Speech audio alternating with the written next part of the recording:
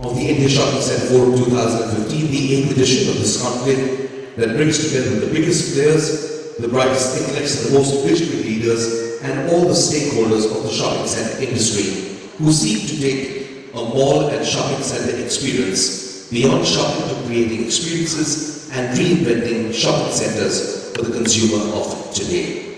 We begin with our knowledge series.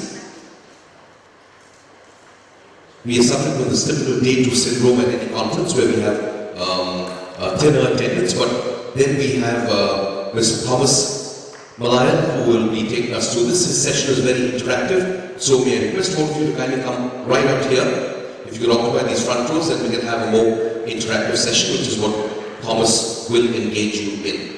Thomas, of course, is an international expert, senior advisor of the Journey Partnership USA and former CEO of Lipo Malls Indonesia. He has over 20 years experience as a senior retail estate executive, and he's been a consultant to Master Rich USA, Lipo Malls Indonesia, Dial Companies USA, Manava Holdings, Target, Sears, JC Penney, Nordstrom, Macy's, you name it, the works. Ladies and gentlemen, please welcome Thomas Malayan, who will talk to us about the top 10 strategies to rejuvenate your mall, learning from the world's best malls that reinvented themselves.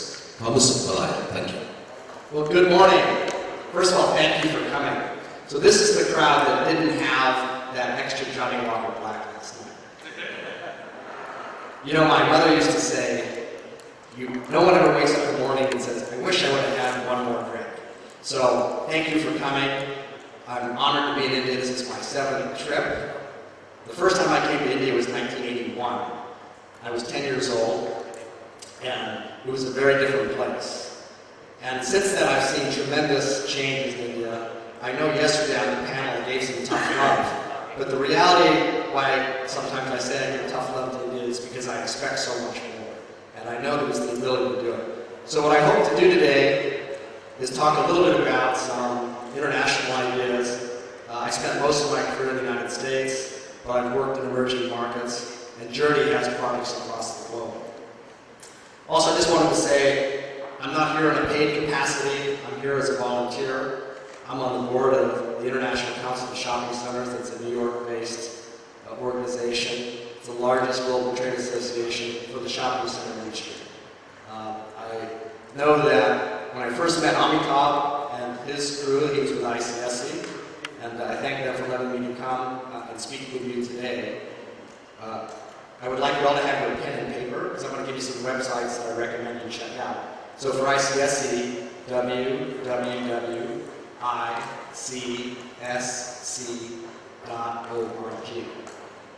I always say, life is relatively short, so let's not reinvent the wheel.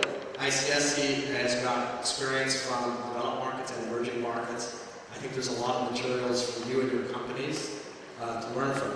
And there's no need to repeat past mistakes.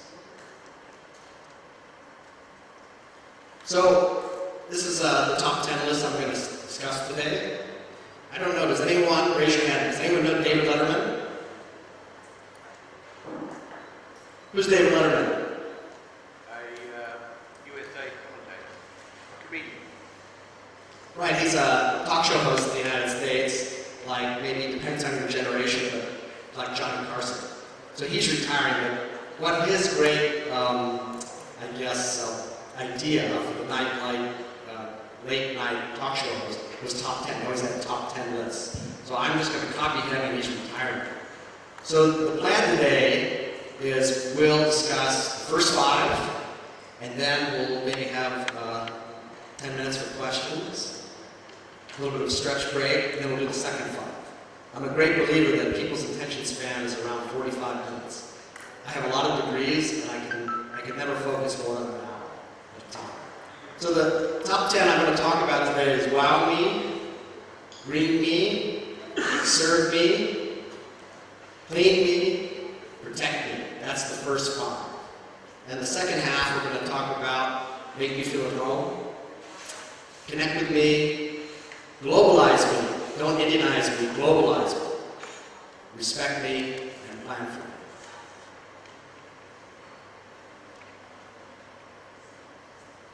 I think this cartoon could apply to India as well as the United States. So I don't know if you know who Gap is, but Gap is a ubiquitous American retailer. It's an American landscape. You know, each one of those is a mall. And I don't think this is a good situation. If all our malls look and feel the same, the consumer is going to make another decision about where she spends her money. So, what do we have to do? Wow me, I have options. When I say I, I'm the consumer. Who knows where this is? Anybody? So this is the after photo. But this is called Santa Monica Place. Santa Monica, California, where I spent 15 years of my life and I have a home. It's attached to a 4-block layout of individual stores. So this was a mall that I worked on in the acquisition in the late 90s. And it was a failure. This is the after.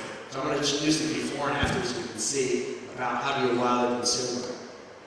This is wow. Wow means when people show up. If I showed you the mall before we did it, you wouldn't see very many people. So the top photo is Santa Monica Place before the redevelopment. It was kind of walled off like a fortress.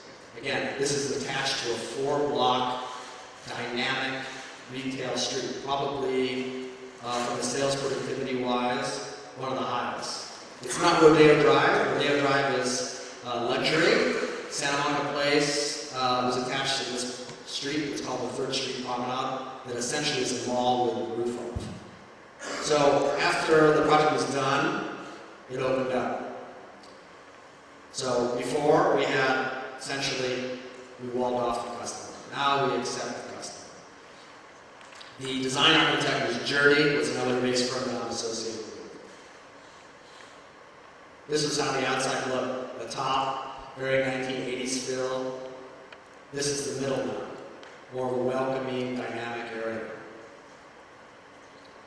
The top is the old food court, where when I used to walk down for lunch, I'd go there. Depressing. I don't know if people know Santa Monica, but Santa Monica is a pretty affluent community on the Pacific Ocean. Beautiful weather. We have an enclosed mall. The bottom is put the food on the top level. If you look at the background, that's the Pacific Ocean. Why do we stick people down in this ugly food court at the top where we have the opportunity for natural beauty?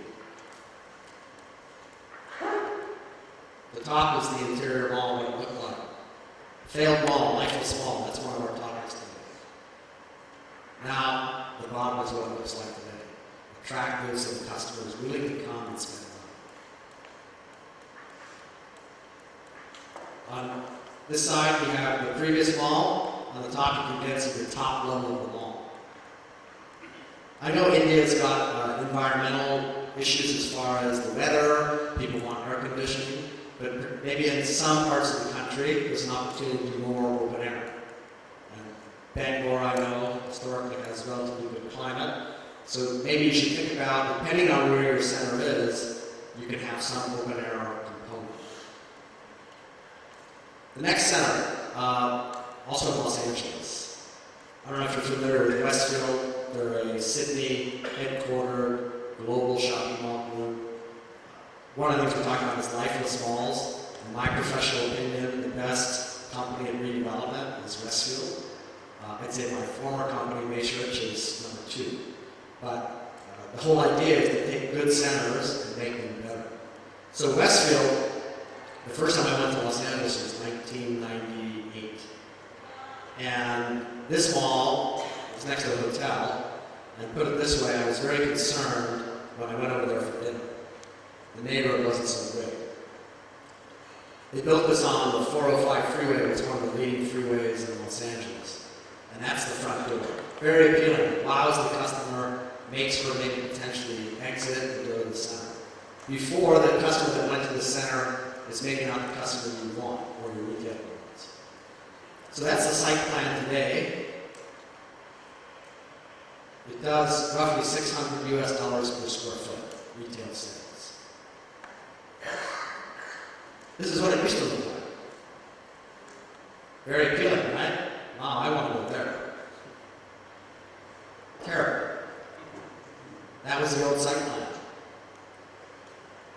This mall used to do maybe $300 US per square foot. So post renovation, 600. How do we make money in the mall business? Retail sales productivity. The more sales retailers can do, the more rent they can do. That's how you pay for that investment. So, just my point on those projects is that I'm not going to repeat what a lot of people have said in the last 2 days. We have lots of threats to the shopping mall business, right? We have e-commerce, we have catalog. In India, you have unorganized retail. So there's no shortage of competition.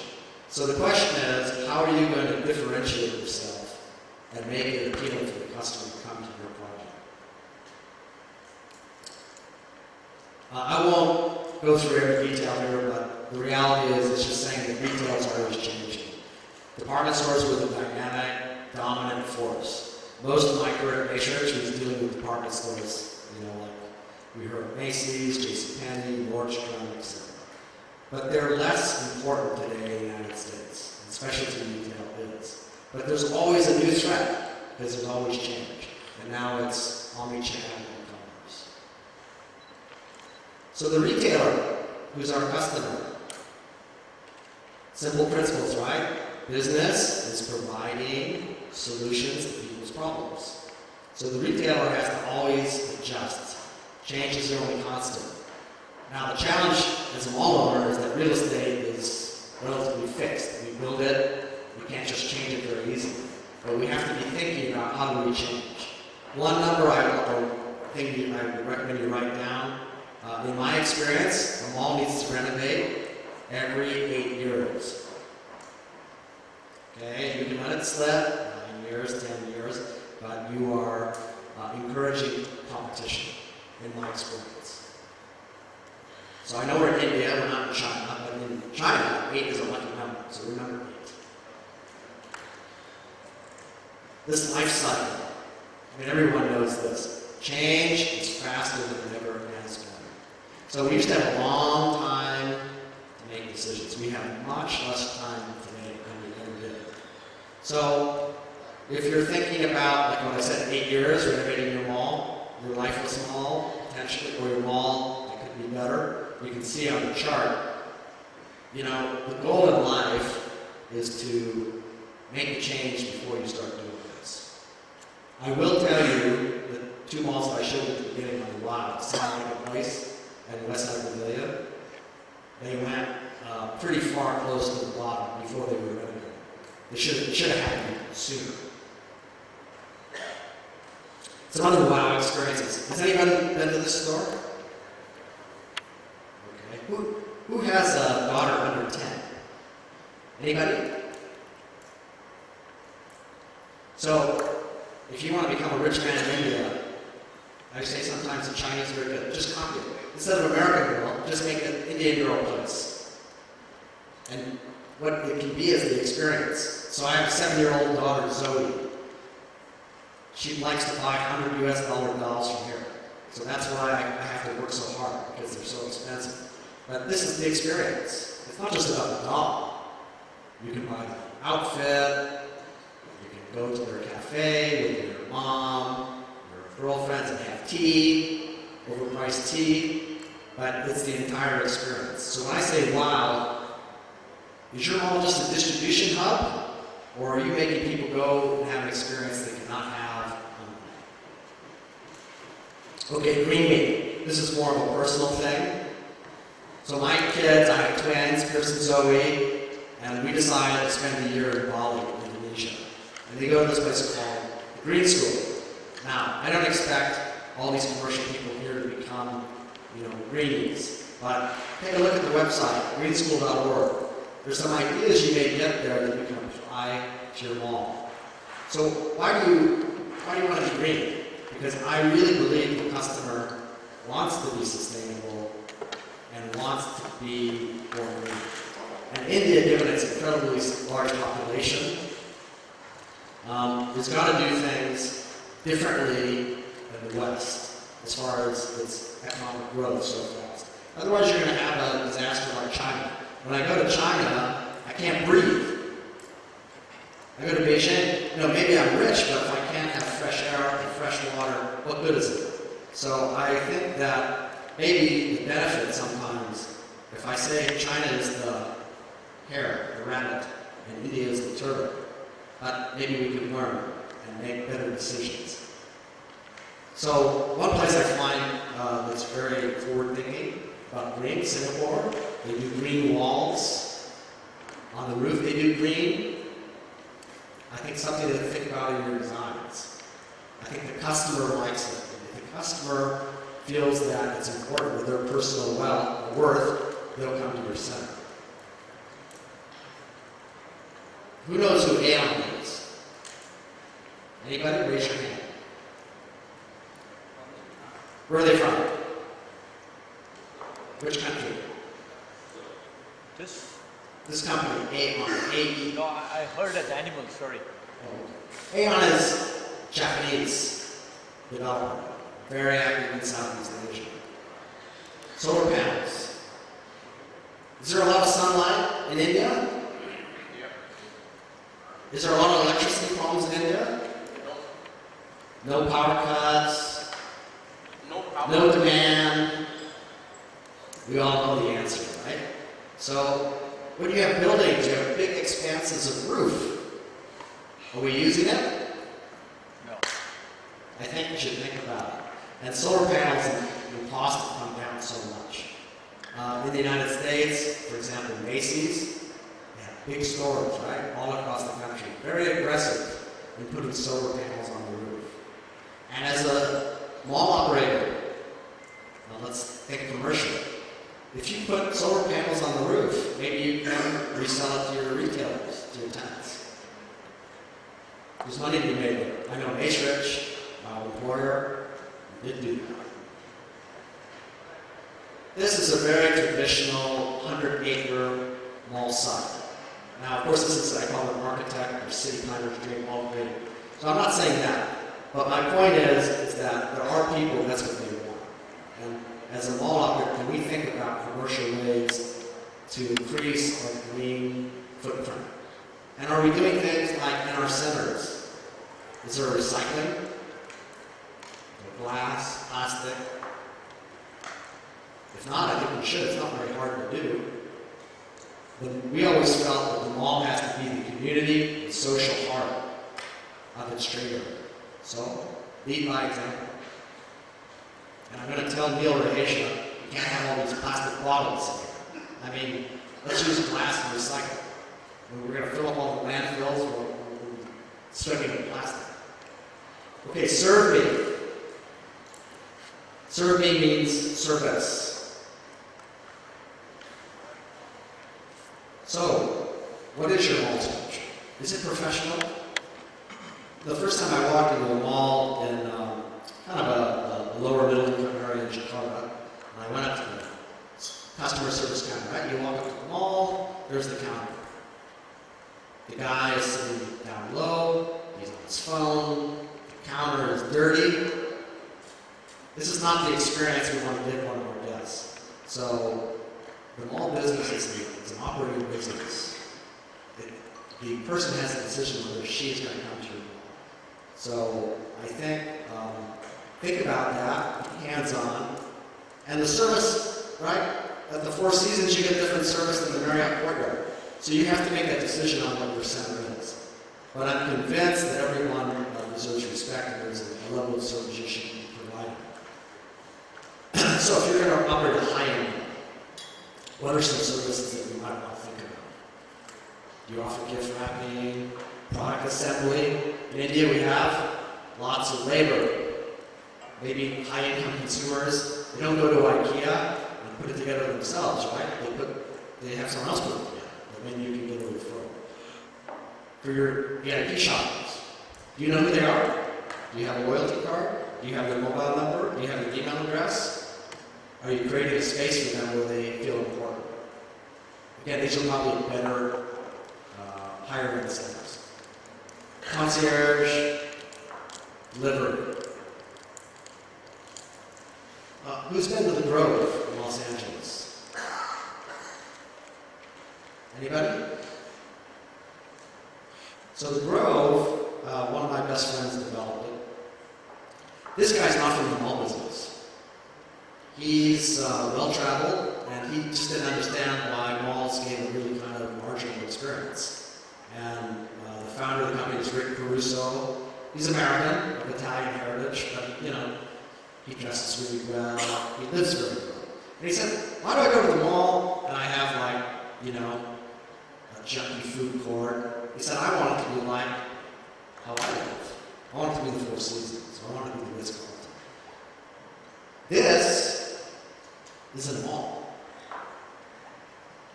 And these people, he got so much press, the Wall Street Journal basically said he had the best concierge in the United States. This is a mall. And the tenants that are in the mall are not very different than a traditional U.S. mall. Again, you're not going to visit every one of your centers, but the centers where you think it's important, this might be something to think about. Right across from there is a shoe shine. Can we do shoe shines over the internet? Not yet. So, what can we do? What services can we provide to the customer? We're hopeful that our retailers can sell very expensive shoes at the right center. But you should take care of them. These are things we can do to make our customers feel special and come back to our center. I won't go into all this detail on some of these slides, but we all know the expectations of consumers are going up. Experience, a lot of speakers have talked about that the last day or so. And I won't repeat all these things, but if we are in the commodity business, as a mall owner-operator, as far as I am concerned, you will be obsolete. Because you cannot compete on price. E-commerce will underprice you. Like what I see the last 2 days. Newspaper delivered my room. Amazon.com. Right? You will not win the price war. So, in the end, you have got to figure out how do you differentiate.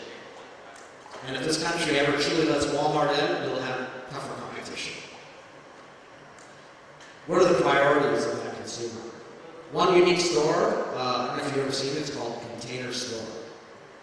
Overpriced organizational stuff. I imagine in cities like Delhi and Mumbai, apartments or flats are not huge, so they make your organizing your life a lot easier. Again, business is about solving problems for a customer. Westfield has this in the mall in Century City. It's not cheap, but the reason why it's important, you can come in and say, oh, my room is this big, you know, how can I organize my suits, or my kids have all sorts of junk they've bought, how do I make it so my space is more efficient? It's something that can be done face-to-face as opposed to over the internet. Shifting priorities, right? Everything used to be mass. It's probably still mass in India in a lot of ways. I mean, India's everything, right? There's the old saying about India, whatever you say of India, the opposite is also true. So you have mass, and you have individual people that are really specialized. You have lots of people who like to shop in London, they shop in the United States, they go to Singapore. So you have everything that I think there's a big trend to making that individual customer special. Again, mass, that's where Walmart, Amazon, these people are going to be. If you play in that space, I don't think you're going to have a long-term future. These are like MBA type slides. I'm not going to spend a lot of time on them. But, you know, there's 4 areas, right?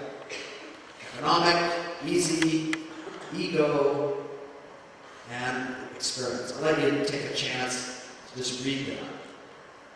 And some of the things I've been saying, where do you think you have to be with your center?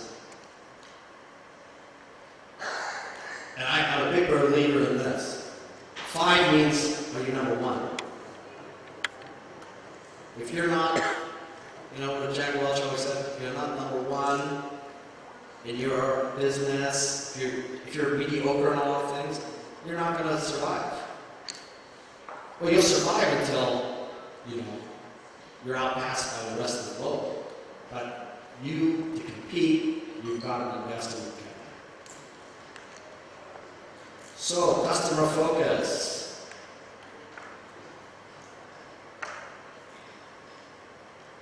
Easy. Are your malls easy? Is it easy to find the location? Are the hours convenient for the customer? Layout, signage? Have you let the architects design your mall, or have you thought of it? Architects are wonderful. I work with architects, but there has to be tension between the owner, developer, and the architect. The goal is not to win awards. The goal is to have an experience so the customer is happy and the retailer can trade. Make it easy. I thought this was brilliant idea. Pharmacy, they have a doctor clinic right inside. I know in India you don't need do you need a prescription to get like say if you want to get Ambien, what I need a lot when I travel. Do you need a prescription today or? You do now. Not really. Generic medicine. Yeah, okay. I remember like 10 years ago we didn't need one. But let's assume over time we're going to need a prescription. Let's assume that that's the. So maybe make it easy. You know, you come in with your kid, he's sick, bronchitis, see the doctor, then fill it next day. Economical. I think, as I've said, for the mall business, if you're just the low-cost provider, I think you're in a tough space. Now, maybe how you attack that is you have certain retailers that are very good, like Uniqlo, Forever 21, I don't know if you know some of these brands. You know, they provide a lot of value to the customer at a great price. But, you know, the hypermarts, I know they can be a component of your mall, but anchors traditionally don't pay the same rent. So what you really need to do is make sure the specialty stores can perform well. As an owner, that's where the economic value is. Right? This is the low price. You don't want to. That's a okay, experience we talked about. Does anybody know Italy? No one's been to Italy? Well, so if you go to the United States, I would really recommend it. There's a location in Chicago, there's a location in New York, and there's lots of global locations. So Italy is an Italian company that has kind of elevated the whole kind of food, wine, and beverage experience. This is Disney, you guys know. But this is Italy. So they have food where you can eat, but you can take away. Pasta, olive oil.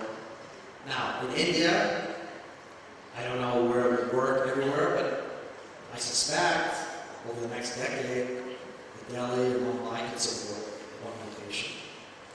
We've got it. In your center? Yeah, they just experimented in the hypermarket. It's called Same concept. Yeah. So yeah, maybe it's not Italy. Maybe you create another cuisine. But I think the point is when you look at it, you know, it's theater. It's food, but it's theater. Right? The big Parmesan wheels. When you go there, your experience is uplifted, and you're more willing to spend money. Again, we talked about the customer. Ego. One thing I find in Asia that's very interesting, particularly, let's say, East Asia. You know, luxury brands do exceptionally well, right? In Singapore, China, Taiwan, Japan. I mean, in Japan, like, every secretary has a Louis Vuitton bag. Now, I don't know if India is that, but I do think status is important. And with the mall, are you creating certain kind of experiences through your retailers? You know, when you go to like Neiman Marcus in the US, or you go to Louis Vuitton, you go in there and it's theater also. It's an experience. That's something you can't get online. That kind of, I don't know, high touch, respectful service. So for your centers, again, the ones that are higher, are you having those stores? Now, you can also do it without having the high-end retailers. You know, this is just a fashion brand. nice seating areas. You can't do this online. Does anyone know this store? You can write this one down. Somebody in India can come up with a concept. REI. Recreational Equipment Inc. It's a cooperative from Seattle. So what do? They provide canoes, anything related to like the outdoor environment. Now I know there's not a lot of outdoor environment, but I think over time, more and more of your customers will have a second home somewhere else, far away. And they provide a lot of products for those individuals. And they have trips. You know, you go there, there's a community. You're appealing to that person that wants to have an experience outside of just an urban experience. And it's a community. Patagonia, another idea. And the reason I'm bringing this up in, say, India, urbanized India, where most of the malls are happening. Jakarta's the same way, or other big cities. We all know there's no parks, there's no public space. So I think over time, people are going to want experiences outside the cities, maybe 2 hours or 3 hours a week. In Shanghai, I know somebody that operates a resort called, you can write this one, Naked Resort. Now, don't get any ideas. It's not like a nudist home. Okay? Naked Resort just means that it's back to nature. And what do they appeal to? Upper middle class Chinese who want to get out of the smog and pollution of Shanghai. Before, only the expatriates went. But the last time I was there, there's lots of Chinese, upper income Chinese with their kids. So these kind of brands can go with that. Sony store. Okay, number 4, Clean Me. How are we doing on time? Where's my time? Okay, Clean Me. All right, this is just a personal thing. Bathrooms. You know, the first time I went to ICSC in Asia was in 2001 in KL. And the Prime Minister, the current Prime Minister, came in and he gave a talk. And it was really, maybe it wasn't a talk, it was a lecture. And he basically told all the mall operators, your bathrooms are dirty. You know, somebody who has kids or whatever, that's an easy way to differentiate yourself. Have clean bathrooms. Who does? You know, I don't think it's a country trip. Everybody likes a clean bathroom. And one way I think I've found that you can keep a place cleaner, have it staffed. Have somebody in the bathroom. Why? Because people behave differently. They're not as likely to throw it on the ground. We don't have a shortage of labor in this country. Maybe we don't like the labor laws, maybe some individuals, but I think that's something we should think about. It really makes people feel different. Another thing, if you don't have it, I'm going to have it slide. Do you have a family bathroom? That's a big trend in the U.S. Men, women, lots of women have young children. You want her to come to your mall with her stroller? How's she going to change the kid? What if she wants to breastfeed? Again, think about the customer. We have found that very effective in bringing mothers to the mall. And maybe put it near your cluster of all your kids' clothes. Okay, now we'll pick on the retailer. When you operate a mall, you're the mayor, right? You're the mayor of the city, and sometimes your retailer is not doing his or her job. Usually it's the store manager. So, you know, your job is to make the mall clean. The bathroom, common areas, parking lot, etc., etc. Their job, run the store. So, if people aren't running the store properly, your mall managers have got to be on top of these people.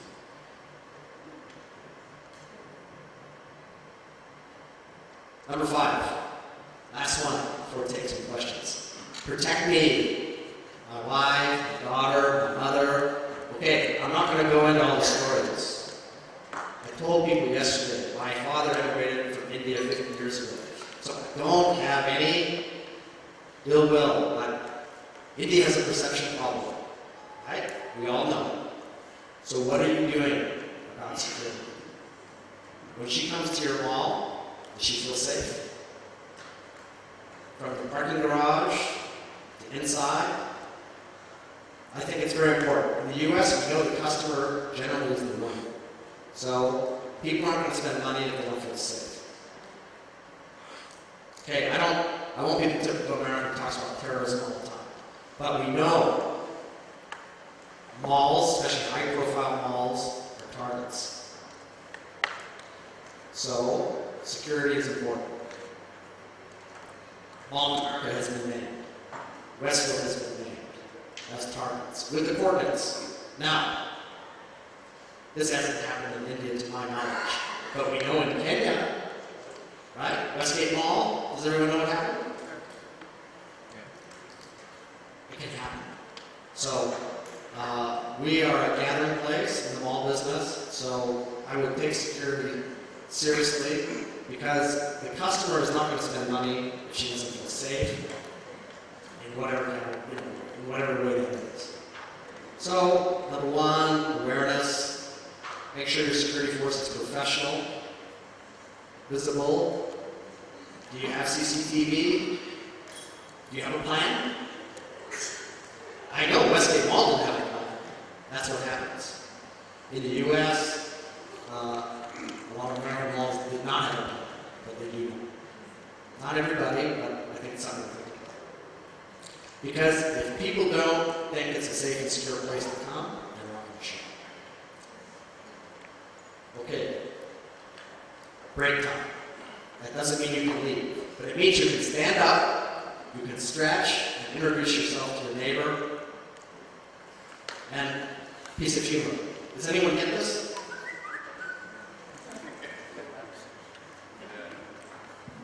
Okay, I appreciate your time. 3 minutes. And if you don't know someone here, introduce yourself. We're all in the same industry.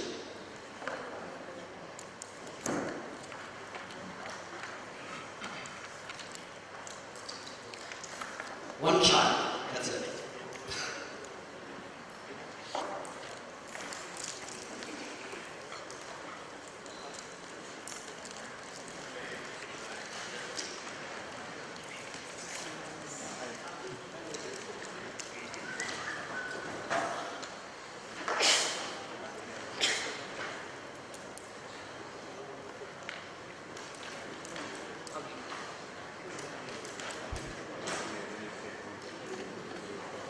And also for the people that are staying here, I'll take questions on the first half.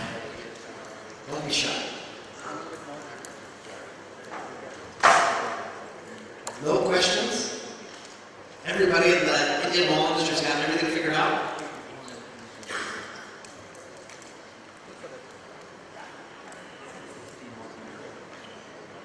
How many malls in here collect tenant sales today?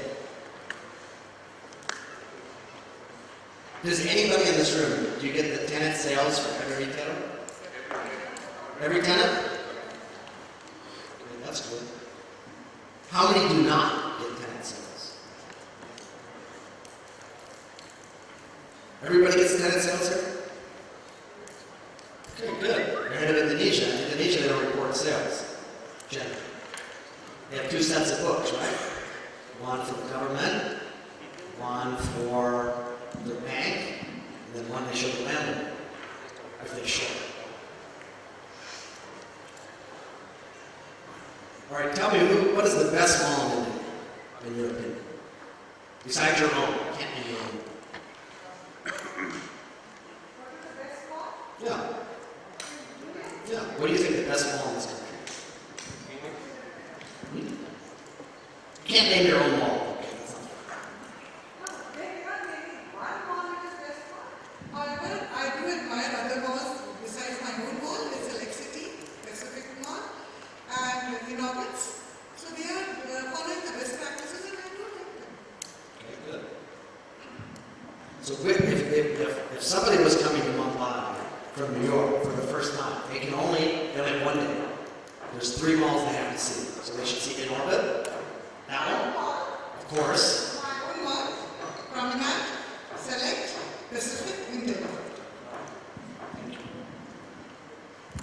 Any other questions? Okay, we'll continue then. Make me feel at home. The concept here is that I think a lot of great centers today, globally, it's a third place. What's a third place? Have people heard this concept before? I'm going to come back to this slide. These are the people everyone talks about third place. You know, you go to the office, that's one place. Your home is the second place. The third place is where you go and interact. Starbucks is actively trying to create a third place where people can hang out, do their internet, talk to people. So, I believe third place should be your mall. Especially in urbanized environments where people don't necessarily want to hang out at their house or their flat. So, do you have comfortable seating areas in your malls? The malls I've been in the past doesn't feel like they want me to be there. They just want me to get in and out. Now, it depends on your trade area. But I think that if you want your wife sometimes, if she happens to shop with her husband, where's he going to sit? You know, you want her to stay longer and spend more money? He needs a place to sit down and enjoy himself or take a nap. Sensory experiences. Your malls have a water feature? Do you have nice ambiance as far as smell, music? Those are pretty simple things to do. It's an option. I think Amitabh said it well yesterday.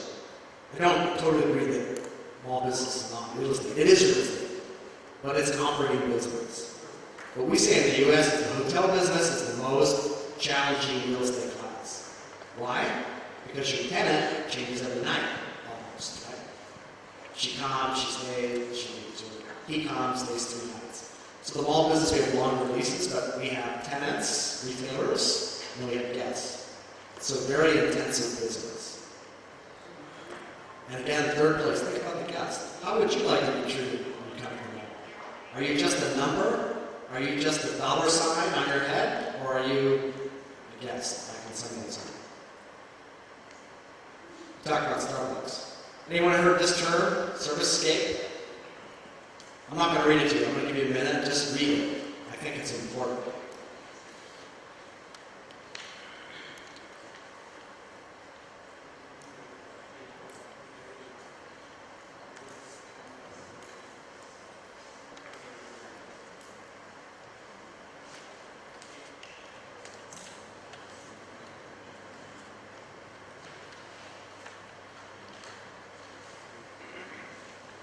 What it means is everything matters.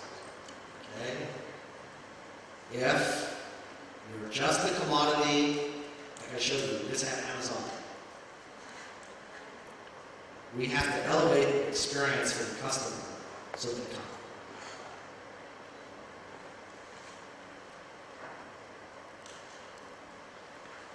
Now, the last bullet point is something I've always believed. You can change your mall, but you can't change your real estate, right? Your location is fixed. That's like, you know, when you buy a house. You know, in the U.S., when people buy houses, they always think about, they say square feet. The house is 2,000 square feet, 3,000 square feet. What I like about Asia, it's interesting, at least like in Singapore, Indonesia, they never talk about the size of the house. I'm talking about landed single-family. They talk about how big the land is. Because the house can be changed. You cannot change your real estate. Now, wherever your real estate is, you have a trade area, customer, maybe it changes over time. But are you giving your customers the right retailers? Are you doing research to know what they want? Connect with me. There's been a lot of discussion in the last day and a half about the internet. So, like I said, we take some notes. Westfield Labs. We talked about Westfield, right? Westfield is either, depending which metric, the largest mall company by market capitalization in the world, or the second. Simon or Westfield, depends which one you want to measure. So Westfield created this thing called Westfield Labs. So www.westfieldlabs.com. So why did Westfield do it? E-commerce is a threat. The malls are all going to go out of business. So they said, hey, we're going to create our own kind of specialty division. It's in San Francisco. Their headquarters in the U.S. are in Los Angeles. The global headquarters are in Sydney. So why did they do it in the Bay Area? Right? Because only IT. How many Indian engineers are in Silicon Valley? Thousands and thousands. That's where the brains are. So check out their website. Don't have to reinvent the wheel. They did it because Wall Street said, what's your strategy against e-commerce?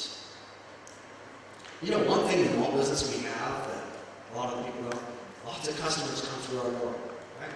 Every day. Do we know about that? Do we have their mobile phone? Do we have their email address? That data is very important. One thing I was always surprised, little malls. You know, every mall had like a desktop with like their own database. I mean, it's crazy. 200 million customer visits, no one knows who they are. So, all these impressions we're having from our guests, our visitors, get that information. Especially in a country like India where the consumer class is huge and getting more affluent. That data will be valuable. And as you're a mall operator, you own it. Maybe you can sell it. Maybe you can joint venture. So check out Westfield Labs. The other reason I think Westfield did Westfield Labs, they're not just a real estate company. What gets a higher market capitalization? Real estate companies or e-commerce companies? Who gets a higher multiple? Amazon or Simon Malls? The market values Amazon much higher. The $1 earnings of Amazon is worth a lot more than $1 of profit for Simon. So, if you have an e-commerce company in this country as REITs eventually, it'll be worth more money.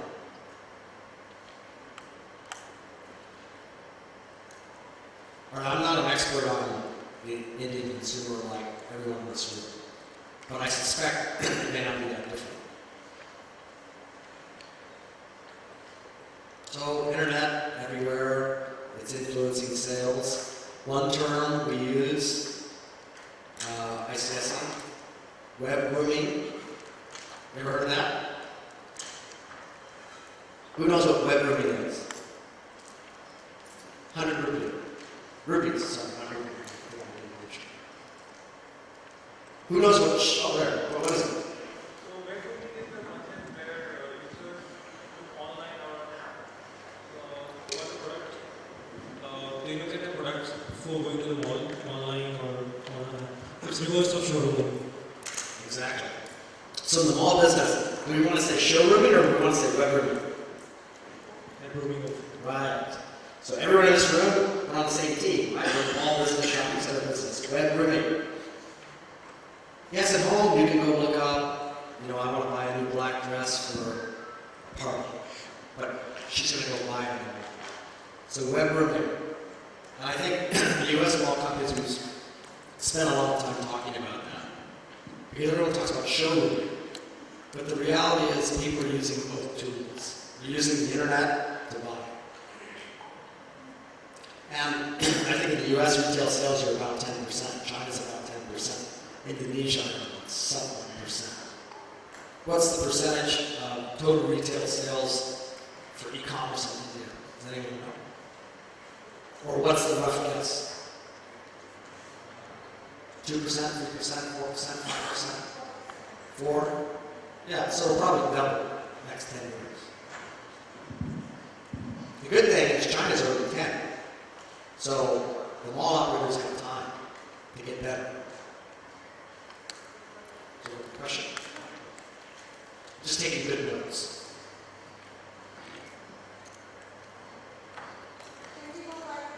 Yeah.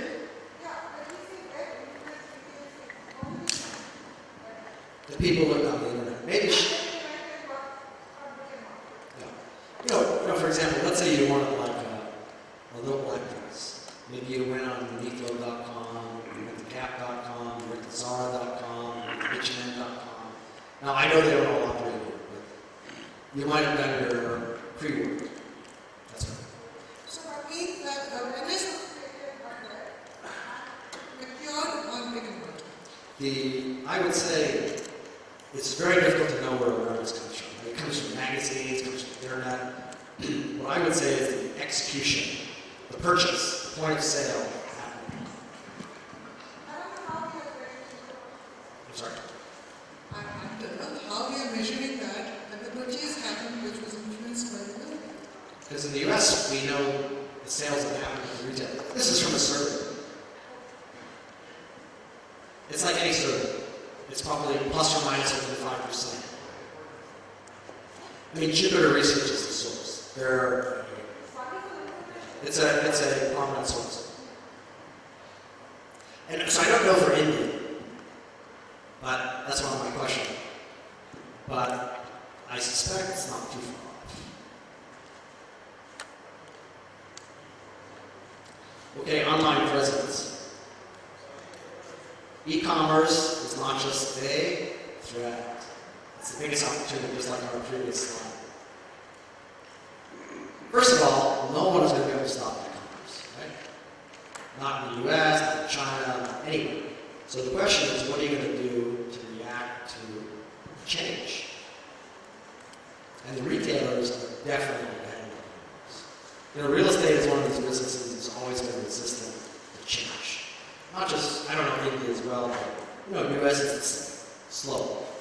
But the retailers are absolutely indifferent to whether they make a sale through a store in their mall, online, in a catalog, etc. They don't care. So if they're going to pay us money to rent, we have to think about how we can serve them end guests. So, website. Show of hands for the mall owner operators in the room.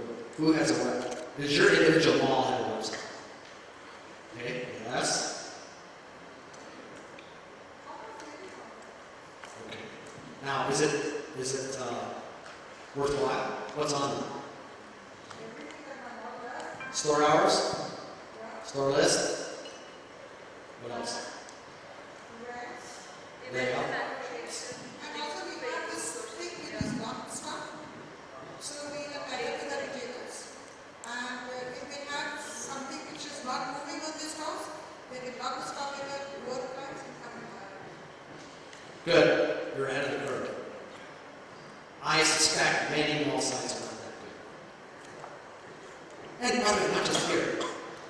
I mean, other countries, the website is just static, not up to date. They're talking about last year's Diwali or whatever. I've seen it. We've gone there. So at your mall, who's in charge of the website daily? Is it the marketing manager? Is it the mall manager? Who is it? It's got to be someone. Hopefully the execution's happening. A lot of websites I go on, I don't see that there's minimum requirements here. And it's only going to become more common, right? Mobile phone, smartphone take up. Is it easy? Is it connected? Seamless for the customer? Omnichannel, I already mentioned. I won't spend a lot more time on it. Make it seamless for the customer.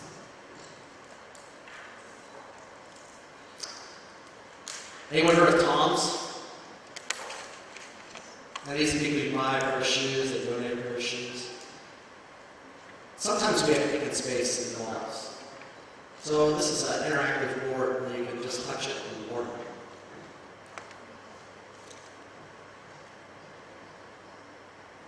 Another idea. Sony, same concept. So this might be cheap. way for a retailer to see if they like your mall. You know, instead of doing a whole fit out, maybe they can take a space that is vacant, that maybe you have a new retailer coming in a year. Think about this for your dead zones. Interactive, right? It's not just real estate, it's commerce, the retail. Also for your web, I really believe that the better higher-end malls have to be around fashion. Fashion is very, very hard to do.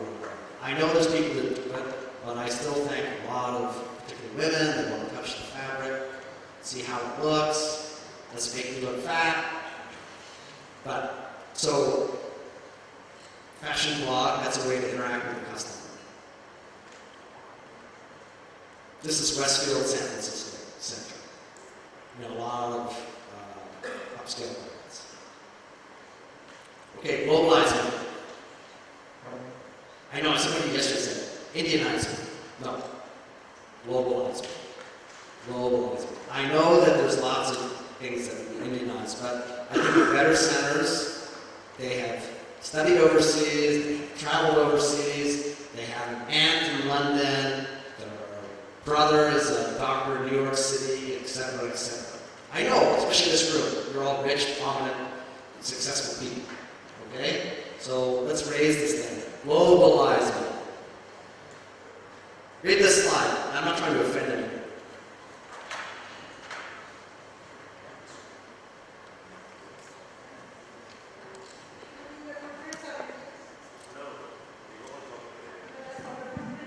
I'm making a joke, but I mean, I don't know who's going to be buying this room, but I know a lot of people. There's fantastic centers in Dubai. And you walk around the mall, you see a lot of the customers, so all those rupees are going there. They have oil. Keep the rupees here. Okay? Raise the standard of the centers here, so, of course, go to Dubai for other reasons, but those centers should be here. I'm not just picking on India, but who knows this center? Anybody? Raise your hand. Who's been to Singapore?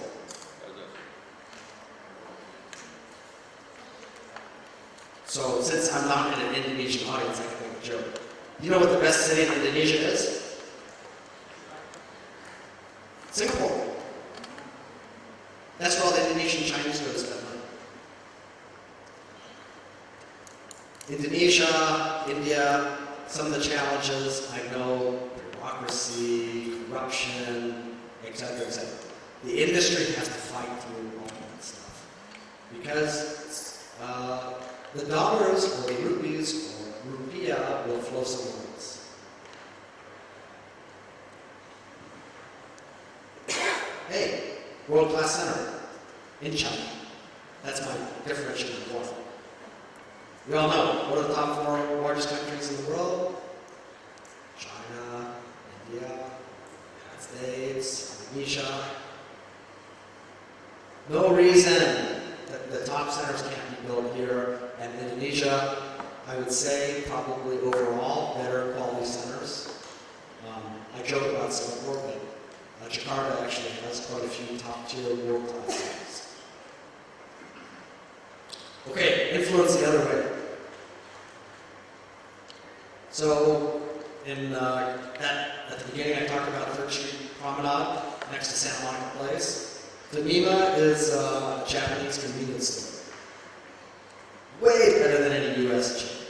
7-Eleven, Circle K. The people that actually made 7-Eleven so successful were the Japanese. They took the concept, the American concept, and made it strong. So when I say globalization, I don't just mean west flowing east. I also mean east flowing west, north flowing south, etc. So it's about competing at a global international stage. And the retailers here, I've seen great fashion brands here, but they will raise their game, as I said yesterday, don't be afraid. And as mall owners, we have got to push the retailers to be willing to fight competition. Because, by the way, if the customer here, if she can't get it in 1 minute, she'll just buy it in Dubai. It's only 3 hours. You're a better customer, she's going to go anyway. You think you're going to stop it? You can't stop competition. So open yourself up. And so, we don't have a lot of our retailer friends here, but push, push, push. Okay, respect my time.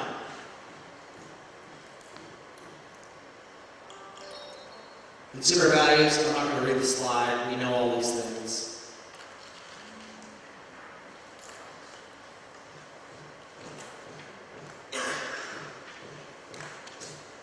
This is for American, I suspect it's probably not very different. Percentage of Americans, question, urban Indians, who always feel rushed.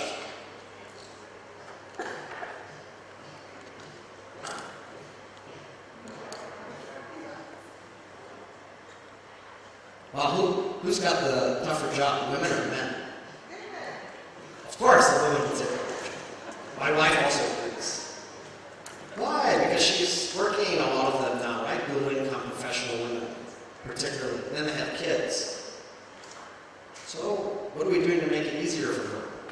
Who spends more money on apparel and fashion? Men or women in India? Women. Wow, shocker. You know the only place before that men spend more? China. I guess they don't share their money. But everywhere else I know, women spend more. So, that's what I'm saying on that mall experience. Respect her time. Make it easy. Make sure your app works, your mobile phone, etc. Easy in and out. Make it safe. All these things I've been talking about. Okay, American architects are famous for coming to like the Middle East and building their dream project. The problem is I go there, I get lost in some of these places. So make it easy. Maybe the outside, the facade, great. I love design. Design matters. Curb appeal. But inside the center, work on making it easy to get in and out. Signage, consistent. Sorry?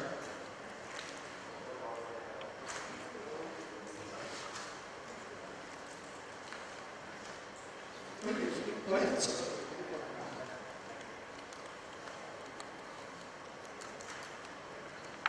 And have room for events, make it special, whatever holidays when you operate.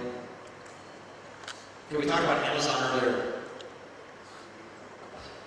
You know, it's like they say like sometimes in war, right? Your enemy, try to make your enemy your friend. If they're your threat, I don't know, this is an idea. You know, like in Los Angeles, if you live in a single family home, some very creative criminals have figured out to just follow the UPS truck. You know what UPS is? Delivery van, I don't know which company it is. So, you know, they just follow the UPS truck, goes and puts the Amazon package, and the criminal goes up there, takes the package, puts it in his car. So this is something that they've thought about. So the package goes here, and then you can pick it up later. So I don't know, in an urban Indian environment, most people are living in a flat, I assume. Maybe you can leave it with a doorman, maybe leave it with a door, I'm not sure. But this might be an idea to think about. I mean, Amazon's here. They're going to probably make the sale regardless, whether you like it or not, they're going to probably make the sale. So maybe you go up.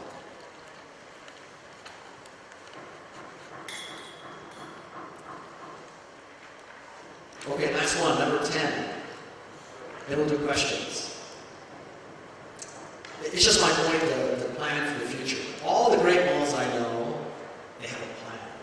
They always want to improve.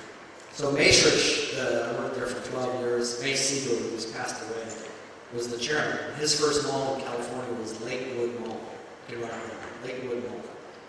If you looked over the 50-year period of time that it was in operation, it has changed many, many, many times. There's been many iterations. I think my brother, who's also in the shopping center business, he's been leasing. When I started at Maastricht, the 4 department stores that were there at the beginning, only 2 remain. They're different. We had JCPenney, Still there. Montgomery Ward from Chicago, bankrupt. Mervyn's department store, it's kind of a mid-range department store, bankrupt. Macy's, still alive. Robinson's May was like Macy's. Macy's acquired it. That's just been, let's say, 15 years. That happened. So Macy's bought Robinson's May. There's one store left. Montgomery Ward, we did a Target deal. People are familiar with Target, I think. It's like Walmart, but nicer. That replaced Montgomery Ward's. Mervyn's, bankrupt, right? We replaced them with Kohl's. And then we took one of the spaces and we made it Costco. The first Costco in the nation's portfolio. So all I'm saying is that the only consistency, or even a developed market, is change. So as the owner of your property, it's not a one-time deal. Right? Think about it from a generational perspective. One of my favorite quotes.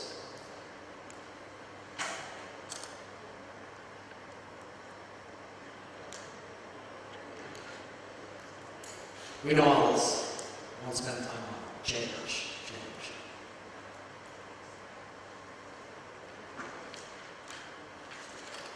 Does anybody know who John Wanamaker is? He was a very famous department store operator. Wanamaker's. Also gone. The early part. I like this quote. Half of my advertising doesn't work. Unfortunately, I don't know which half. Metrics. Great mall operators in the U.S. have metrics. How many people are coming to your mall? How much do they spend? How much do your retailers? Right? Anybody has an MBA, they know you cannot manage what you cannot measure.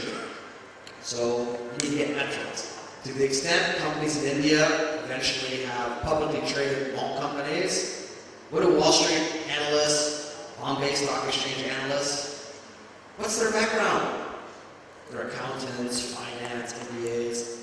They need facts. I know Amitabh talked about, the finance yesterday at the ceremony. It's both. The shopping center industry is both creative and it's financial. I know lots of people that are very creative, but if you don't have any money, you can't do anything. So try to get metrics in every category. Talked about at the beginning. This is not my developed plan. Sales productivity is the key to the shopping center business.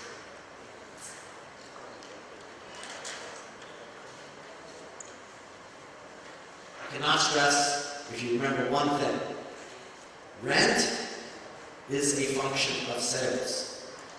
Rent is not a function of real estate. Rent is a function of sales. If a retailer can do no business, they can pay no rent.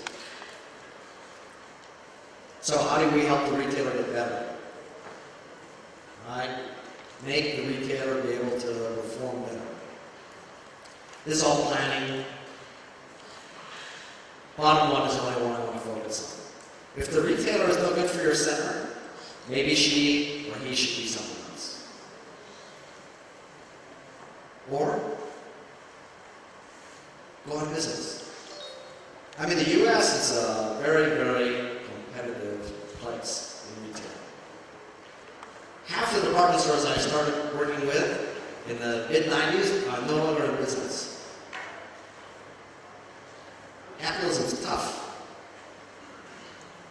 but the consumer benefits. Oh, that's one. If you renew a lease here, make the retailer remodel the store. Can someone tell me what's the average lease term for a specialty store in this country now, today?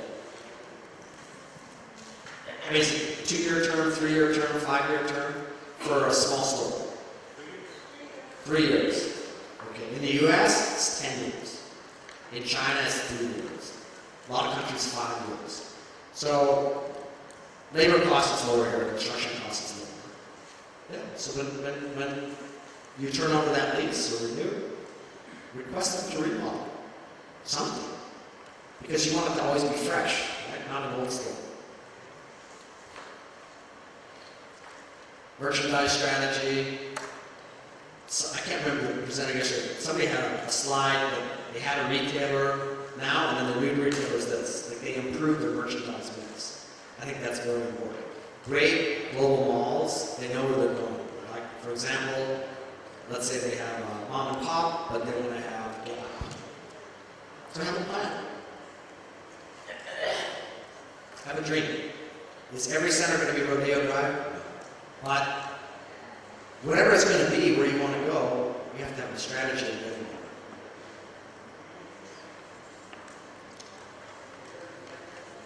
We talked about this earlier. Visual. These are the things you control. On the storefront, somebody else had a slide yesterday where they had all the luxury brands with their beautiful storefronts. I'm a believer in that. The great retailers, but now they're the show. Our job is to display the retailer and let them shine.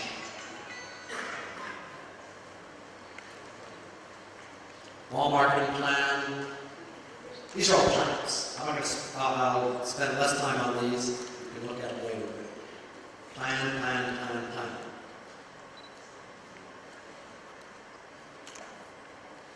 Okay, after this, I'm going to show a few slides on a project a few of my friends are working on. But the reason after this I'll show those slides because I think they've done a really good job in focusing on these things. So again, wow me, green me, serve me, clean me, protect me.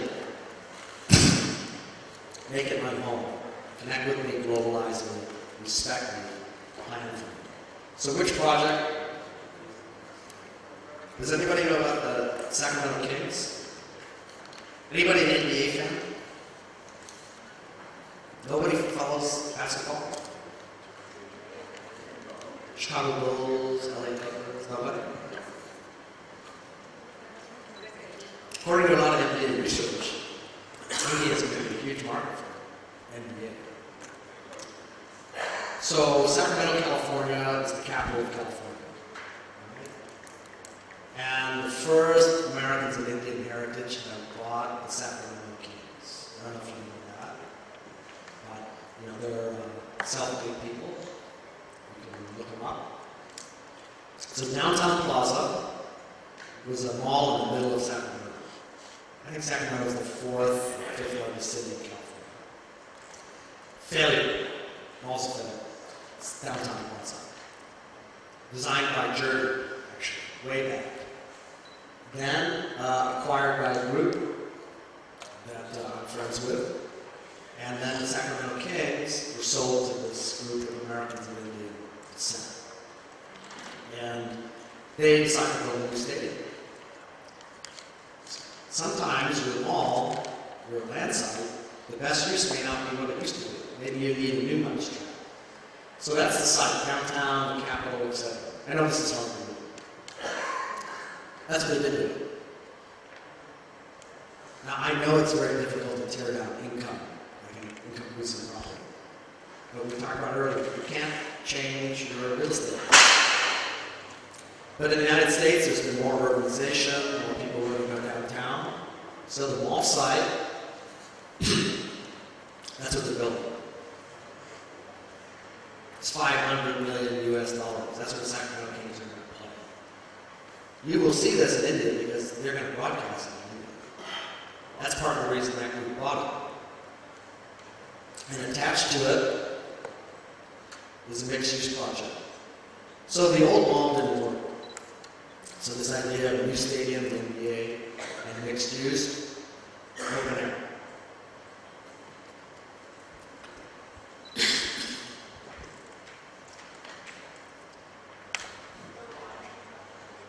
So I will close with this.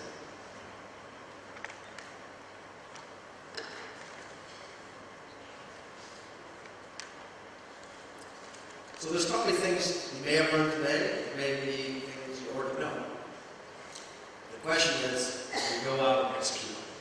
I'm confident that professionals in this room can raise the industry to a new level, and I'm excited for the future.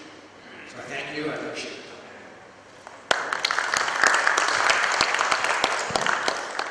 Ladies and gentlemen, you have lots of time for questions, and Thomas will be happy to take them. So please raise your hands. We have a microphone passed on to you, and you can have the results. This is Harish here.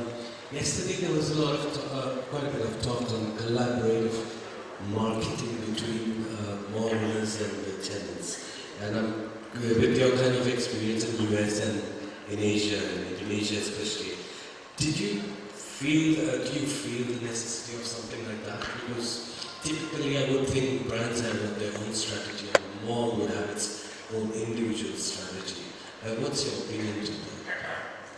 I think collaboration is definitely improving in the U.S. because there's larger groups of malls. I think that's the big difference. You know, if you're Simon Properties and you have 200 malls, right, and you're H&M, and you want to come to the United States, you have to work in a collaborative. I think where there's markets where there's not as many centers, the retailer has more power. And so it's different. I think we all know the oldest, well, it's not the oldest profession, but the second oldest profession is landlord tenant, like the real estate business. And it has been historically necessary. I know it's a challenge, but going back to the idea that rent is a function of sales, the reality is the retailer and the landlord, the mall owner, have a symbiotic relationship. But I think it's a challenge. I don't think it's, you know, in the U.S., the joke is, the retailer always says it's about the relationship. When they want something. But when you want something, it's not. Like I joke in the financial crisis, you know, a lot of retailers came to mall landlords and said, I need a rent reduction, my business is way down. And I used to say, jokingly, I said, you know, when the economy was really good in 2006 and you were doing twice the plan that you expected, you never came to me and said, I'd like to pay more rent. So I think with the retailer, collaboration is the key, but I think it's going to require both sides to be open and transparent. And that's why I like metrics. You know, in the U.S. and Australia, we know what the sales performance is. So if the store is doing well, you know, and they know. And I think transparency will help collaboration. Otherwise, it's, you know, people are hiding. I've never had a retailer tell me if they don't report. It's always been better, right? Sales could have always been better.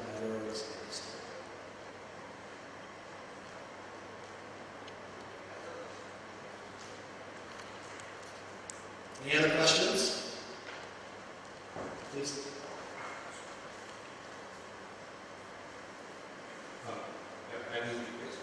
So you were talking about the collaboration between e-retail and actual mall, e-commerce and actual malls. How do you think that the span of the future? Is it a good way to go? Like I was reading that eBay has done in some of the malls. They have put up, like Nestle itself, they put up their digital stores there. So that collaboration, is it sustainable or how will it work forward? You mean eBay putting a store inside a mall? I haven't seen a lot of, personally I haven't seen a lot of success in that case, but I'm all about experimentation. Why not? Let them try it. I think someone said yesterday, there's many retailers in the U.S. that were e-commerce first, but now they're opening stores. Let them try it. What's the difference? If it works, great. If it doesn't work, you change it. Like my old chairman, May Siegel, when he started the mall business, he said, you know, 10% of the retailers are going to change every year. So I guess I'm for, I don't know if we'll be able to work in an online space. I'm not sure. But I think somebody will figure out the intersection between the mall, e-commerce, and I think just give your releases are shorter, right? 3 years. Give them 2 years. Give them a pop-up store. Try it for a year. Will it not kill the brick and mortar stores? Will it not kill the brick and mortar stores around it? Like other department stores and apparel and accessory stores. Having a digital counter. Actually, this is an experimental learning for in San Francisco.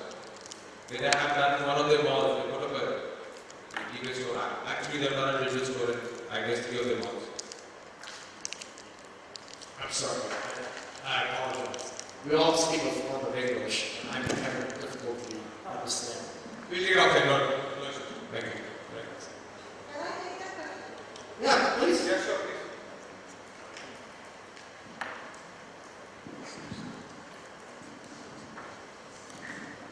If I'm not wrong, you're trying to say that what is happening between the brick and mortar and what is the kind of marriage that we need to do. So in my mall, I have a retailer who was 100% e-commerce. He approached me and we tried to give him a pop-up store. And now he has 3 more brick and mortar stores in other malls. So it is not something that cannot be experimented. So he is very well present on the web and he is equally doing well at brick and mortar as well. So only thing is we have to develop a model wherein we both can do it. So in the case of e-commerce, I had a rental very high, and it was not a rev share because nowhere I could control his sales transactions. So what if my rentals were 100% full? This is a hypothetical thing. So I charged him just the double, and he was ready to pay because he was inviting his customers for pickup and also to take care of his product. His sales rose, my sales rose as well. That's good. I think that answers your question. Yeah, that.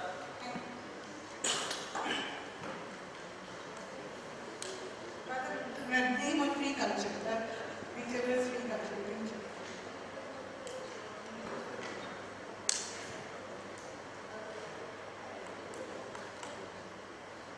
Hi, my question to you is, over the period of time, have you seen any change in the way the mall management team or the professionals engaged in mall management, their remuneration or awards evolve and how they have evolved and what they are like at present in other countries, and especially in the malls that you say are very successful?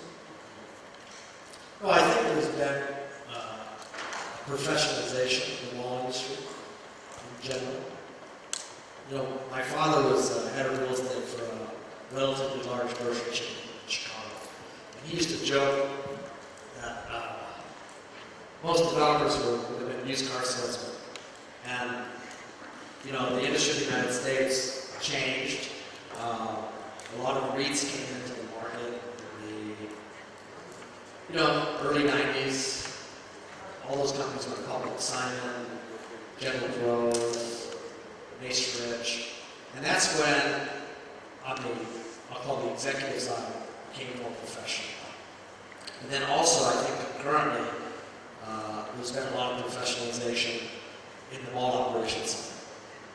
And I've been, not to plug ICSE, ICSE is a non-profit organization, but they have a certified shopping manager, certified leasing specialist, certified, and there's coursework and an exam that you have to take. And I think that's raised the standard of the professionals in the business. And, this is not I think, a joke, but you can't pay to pass. It's a real credential. You got to take the exam, you got to study, and there's some professional development. And I think that most people probably at a conference like this are more senior level should encourage your staff. I know Indians like education professions. So, a lot of things you can do online. I was in Singapore last week. They had the Asia Pacific shopping center training, more for junior and mid-level people.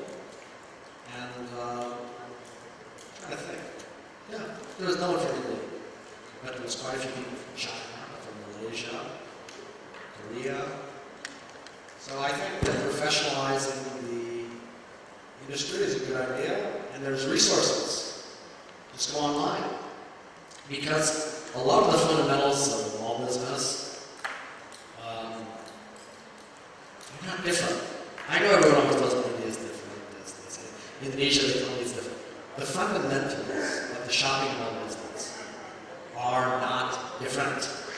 So I think that I would encourage people to take those courses. And I'm not saying that because it's an American original group. It's a global group. So the short answer is yes. Okay, ladies and gentlemen, Thank you very much. And a big hand to Mr. Thomas Malaya for that very, very engrossing and interactive session, where he shared with us the best practice for rejuvenating and reinvigorating malls from experiences across the world. Thank you once again, sir.